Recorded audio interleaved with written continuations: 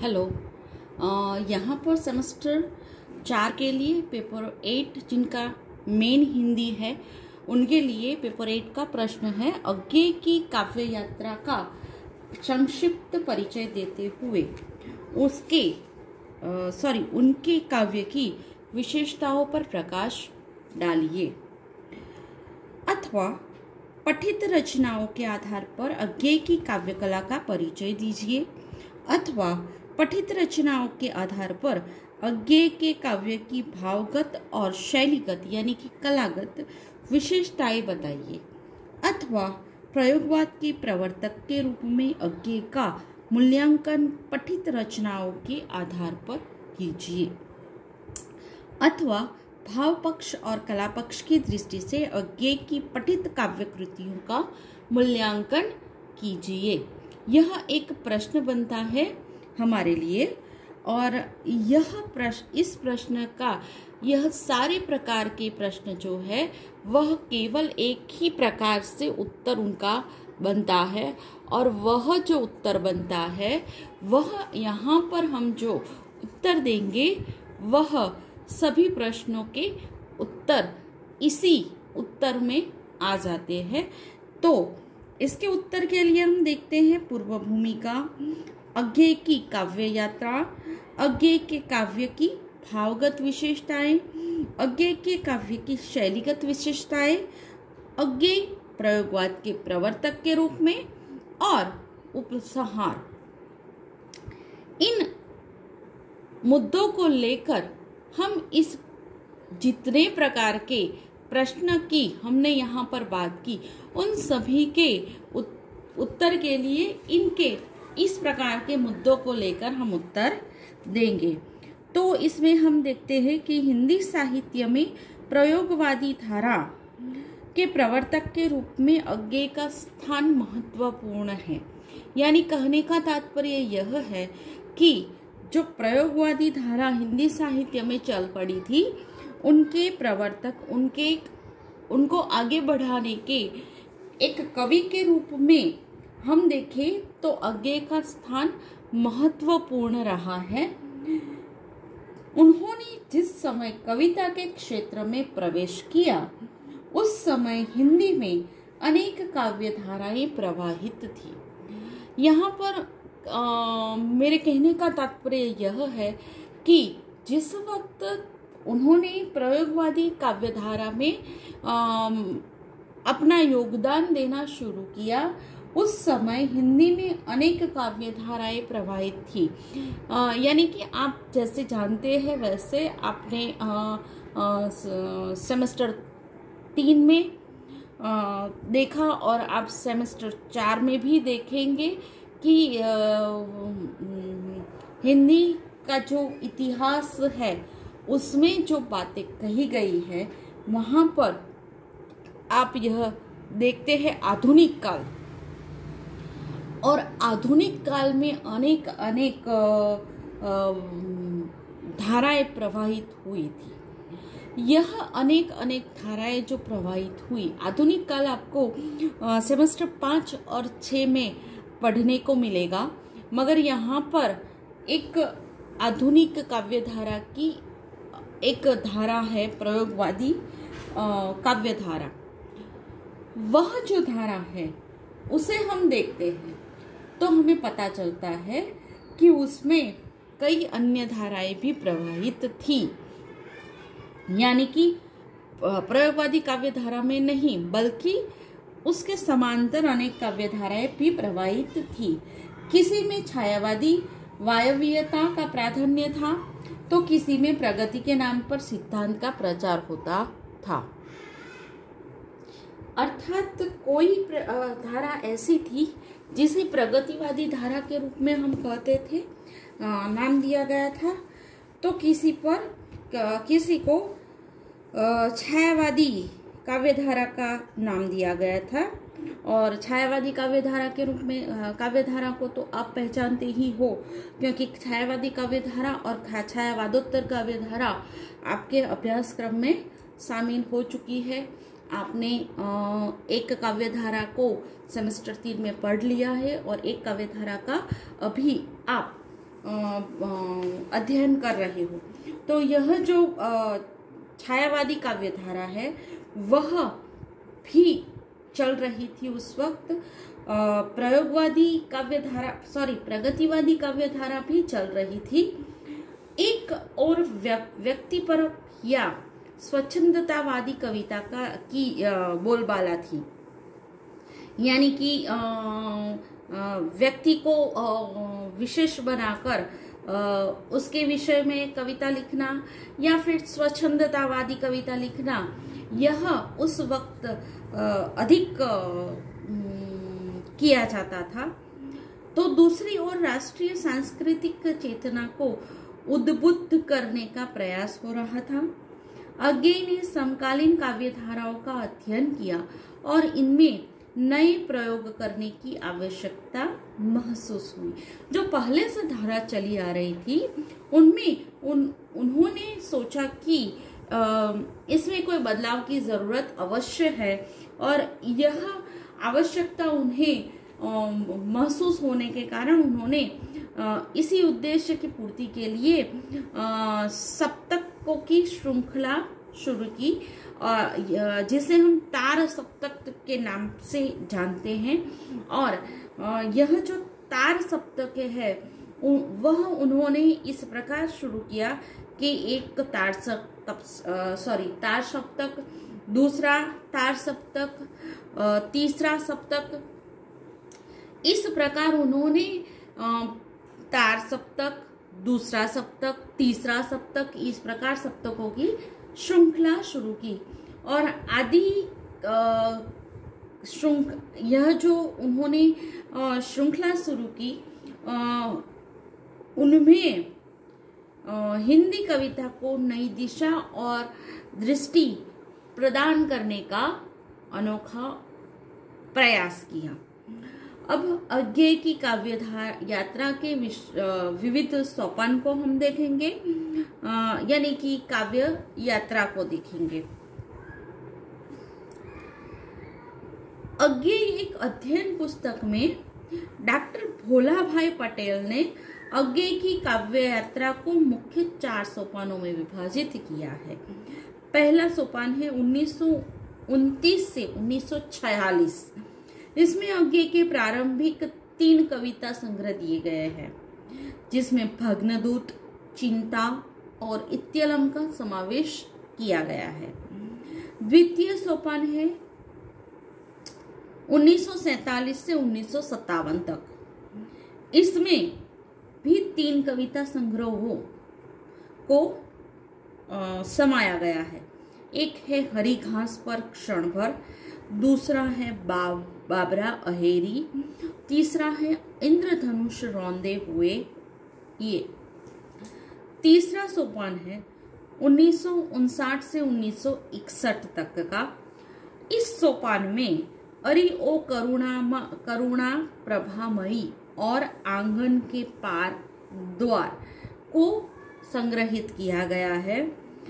चौथा जो सोपान है 1962 से लेकर 1973। यह सोपान अज्ञे के काव्य क्रस का सूचक है। यह जो सोपान है वह अज्ञे जी के काव्य के उत्कर्ष को दिखाते हैं।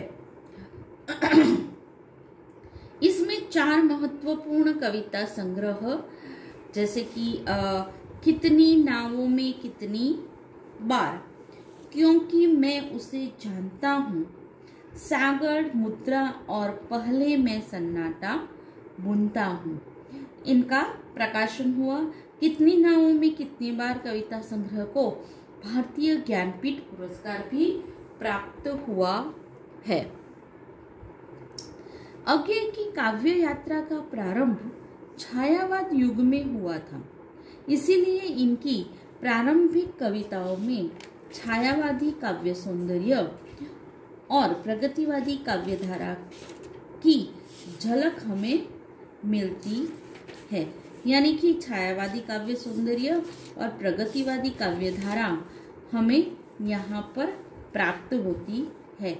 यानी कि प्रारंभ जब उन्होंने किया तब उनके द्वारा संपादित तार सप्तक का प्रकाशन 1943 ईस्वी में हुआ था। इसी काव्य संकलन से हिंदी में प्रयोगवादी काव्यधारा चल पड़ी। तार सप्तक में संकलित 7 प्रतिष्ठित कवियों में अज्ञेय भी शामिल थे। अब हम देखते हैं अज्ञेय के काव्य की भावगत विशेषताएं। अज्ञेय की पठित रचनाओं में क्या है, तो देखें तो प्रकृति चित्रण में नावीन्य है, व्यक्ति की समाज में संपृक्ति है, रहस्य भावना है, वेदना के दर्शन है। यह सब हमें उनके भावगत विशेषताओं, उनके काव्यों में भावगत विशेषताओं में प्राप्त होते हैं। अज्ञेय में भी अब हम देखते हैं प्रकृति चित्रण में उन्होंने क्या नावीन्य किया है। तो प्रकृति चित्रण में उन्होंने नावीन्य करने के लिए प्राकृतिक उपकरणों को अपने काव्य का विषय बनाया है, किंतु उनके प्रकृति चित्रण में पर्याप्त नावीन्य परिलक्षित होता है। अपना गान कविता में प्रकृति का स्वतंत्र एवं शुद्ध रूप में, यह दीप प्रतीक के रूप में और पहला डोंगरा में उद्दीपन रूप में चित्रण हुआ है।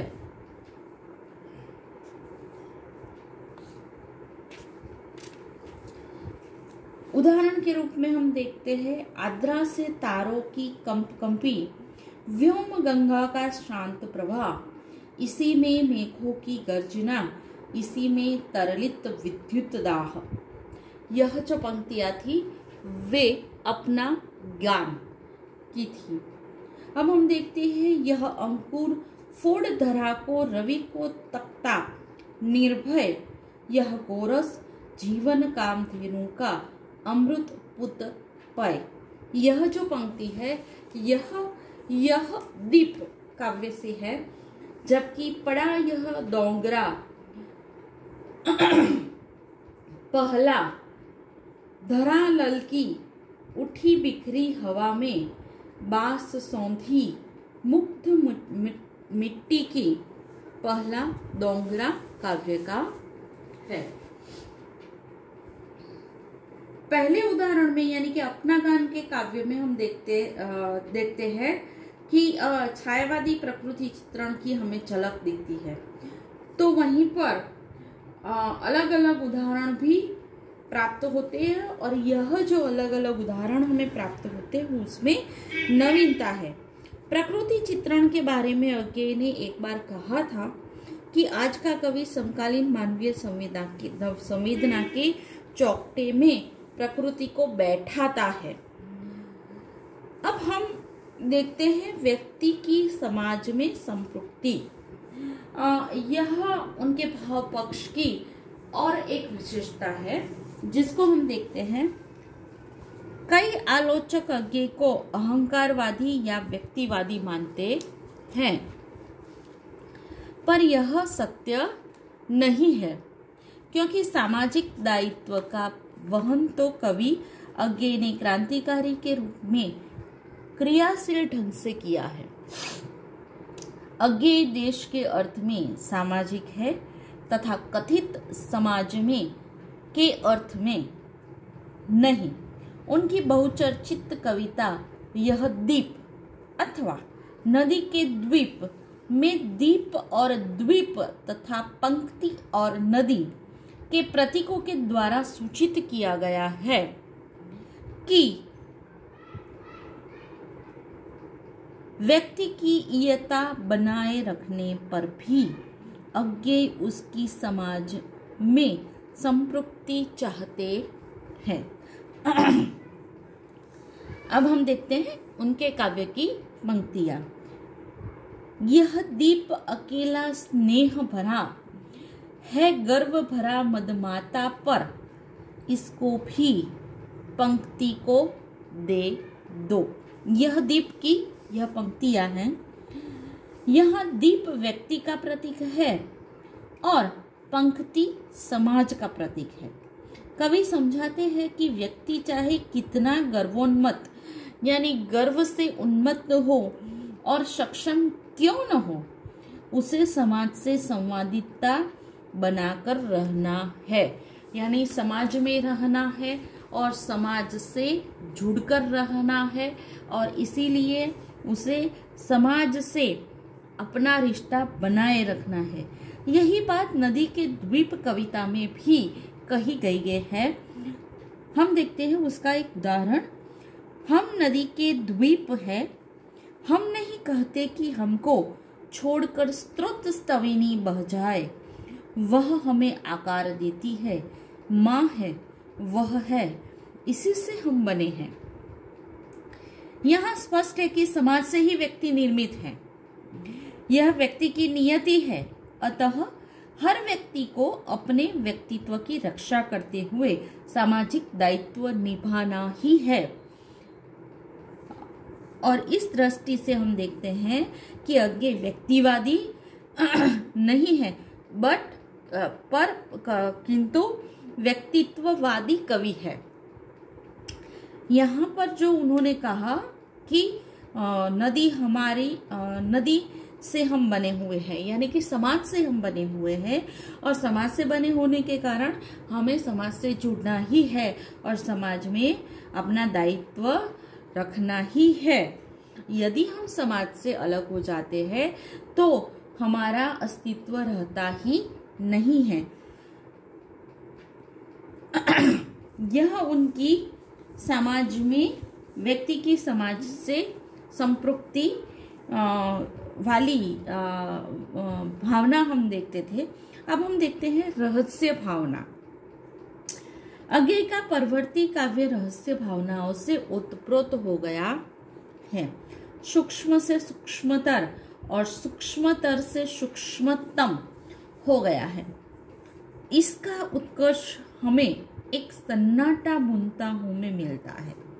कवि कहते हैं, पहले मैं सन्नाटा बुनता हूं, उसी के लिए स्वर तार चुनता हूं। कवि क्या कहते हैं? पहले मैं सन्नाटा बुनता हूं, उसी के लिए स्वर तार चुनता हूं। सन्नाटा बुनने की यह प्रक्रिया रहस्यात्मक ढंग से होती है। डॉक्टर भोलाभाई पटेल ने इसकी तुलना कबीर जी के प्रसिद्ध पद झीनी झीनी चीनी चीनी चदरियां से की है। कबीर जी की चदरियां तो गोचर है, दिखाई देती है, परंतु अज्ञे जी का सन्नाटा अगोचर है, अदृश्य है, इसलिए वह रहस्यमय है। आगे देखें तो वेदना के दर्शन, यह उनकी एक और विशेषता है। कवि आगे पर दर्शन शास्त्र का भी प्रभाव है। उन्होंने वेदना के दर्शन का स्वीकार किया है। दुख के बोध का यह स्वीकार नदी के द्वीप में व्याप्त है। पहला डोंगरा कविता में गगन में मेघ घिर आने के साथ साथ प्रिया की याद घिर आने की बात है। कवि कहते हैं कि न तो मैंने तुम्हारी स्मृति को पिंजड़े में बांध कर रखा है और न तुम्हारे स्नेह को स्वत्व की पुरानी कुप्पियों में भरकर, क्योंकि दुख सबको मांझता है और चाहे स्वयं सबको मुक्ति देना वह न जाने, किंतु